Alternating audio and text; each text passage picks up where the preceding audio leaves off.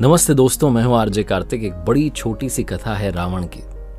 रावण के साथ जो कुछ हुआ उसको समझने के लिए पीछे की कहानी समझनी पड़ेगी। रावण की बहन जिसका नाम था शूर्पणखा, सूपे के आकार जैसे उसके नाखून थे, इसलिए उसका नाम शूर्पणखा था। और शूर्पणखा विद्युत जिह्वा नाम के एक योद्धा से प्रेम करती थी, विवाह कर बैठी थी। विद्युत जिह्वा कालजयी नाम का एक राजा था, उसकी सेना का सेनापति था। और रावण जो था वो पूरी सृष्टि पर अपना आधिपत्य जमाना चाहता था, प्रभुत्व जमाना चाहता था, स्वामित्व जताना चाहता था। उसके लिए वो अलग अलग राजाओं को अपने अधीन कर रहा था, लेकिन कालजयी ने मना कर दिया कि मैं तुम्हारे अधीन नहीं आऊंगा। इसी बात से गुस्सा होकर के, क्रोधित होकर के रावण ने कालजयी की सेना पर चढ़ाई कर दी। उसे मालूम था कि उसकी बहन का पति सामने वाली सेना का सेनापति है, लेकिन उसने एक ना सुनी। उसने जाकर के विद्युत जिह्वा का वध कर दिया।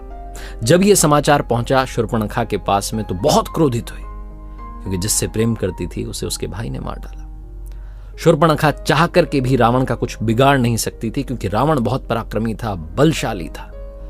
इसलिए मन ही मन उसने श्राप दिया कि जिस तरीके से तुमने मेरे पति को मार डाला है, तुम मेरे पति की मौत का कारण बने हो, मैं तुम्हारी मौत का कारण बनूंगी।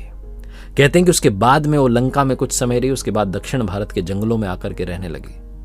और तब उसे मालूम चला कि कोई आया है वन में वनवास बिताने के लिए, जो रावण से कई गुना पराक्रमी है, बलशाली है, तेजस्वी है।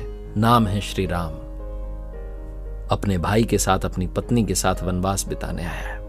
तब शूर्पणखा ने सारा खेल रचा। वो एक सुंदर स्त्री में परिवर्तित हो गई, राम जी को लुभाने के लिए गई। राम जी पत्नी व्रता थे, उन्होंने मना कर दिया। लक्ष्मण जी के पास गई, उन्होंने मना कर दिया। और जब उसे समझ में नहीं आया कि क्या करूं, तो मां सीता पर वार करने लगी। तब लक्ष्मण जी ने उसकी नाक काट दी।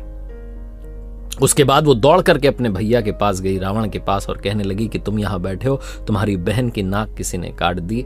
तुमसे पराक्रमी, बलशाली, तेजस्वी वहां जंगल में बैठा है, और उसकी पत्नी इतनी सुंदर है, उसे तो तुम्हारी स्त्री होना चाहिए, तुम्हारी रानी बनना चाहिए। तुम क्या करोगे पूरी सृष्टि पर प्रभुत्व जमाकर, अगर तुम्हारे महल में वो स्त्री नहीं है। तब रावण की बुद्धि भ्रष्ट हुई और वो पहुंचा मां सीता का अपहरण करने के लिए। मां सीता को लंका लेकर के आया, और तब प्रभु श्री राम ने लंका पर चढ़ाई की और रावण का वध कर दिया।